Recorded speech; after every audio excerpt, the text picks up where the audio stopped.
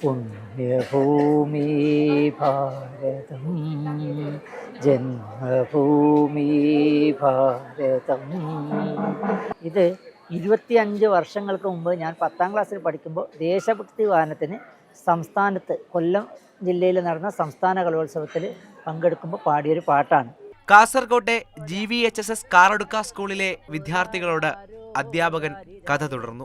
അച്ഛനേക്കാൾ ചന്തം തോന്നും പൊന്നുമോളെ നിന്നെ കണ്ടാൽ കുങ്കുമമോ ചന്ദനമോ. പാട്ടിന് മറുപടിയായ ഈ പുഞ്ചിരി അധ്യാപകനോടുള്ള സ്നേഹം മാത്രമല്ല, അച്ഛൻ പണ്ട് പാടിക്കെട്ട വരികളോട് മകൾക്കുള്ള ഇഷ്ടം കൂടിയാണ്. കലോത്സവത്തിൽ പങ്കെടുക്കാനെത്തിയ മകൾക്കൊപ്പമുള്ളത് അവളുടെ അധ്യാപകനാണ്, അവളുടെ അച്ഛനാണ്. ഒപ്പമുണ്ടായിരുന്ന ഒറ്റക്കണ്ണിലെ വെളിച്ചം 8ാം ക്ലാസ്സിന് ശേഷം ഇരുട്ടിലായി.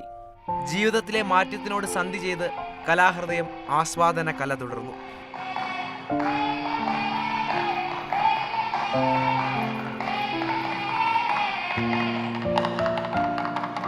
ഇരുപത്തഞ്ച് വർഷത്തിന് മുമ്പ് ഞാൻ 10ാം ക്ലാസ്സിൽ പഠിക്കുന്ന കാലത്തായിരുന്നു ഞാൻ ആദ്യമായി സംസ്ഥാന കലോത്സവത്തിൽ പങ്കെടുത്തത്.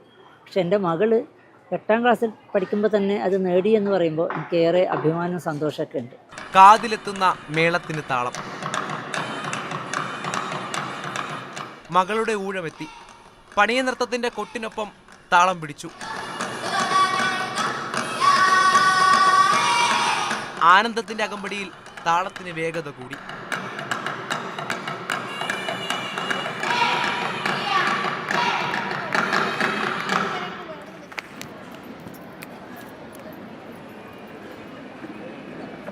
എല്ലാ കലകളും കാഴ്ചയില്ലാത്ത ആളുകൾ കേട്ടാണ് ആസ്വദിക്കുന്നത്.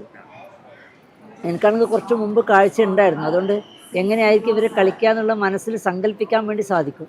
എല്ലാത്തിനും നല്ല അഭിപ്രായമാണ് പറയാറുള്ളത്. അച്ഛൻ പാട്ട് പാടും, മിമിക്രി ചെയ്യും, ഓടക്കുഴല് വായിക്കും.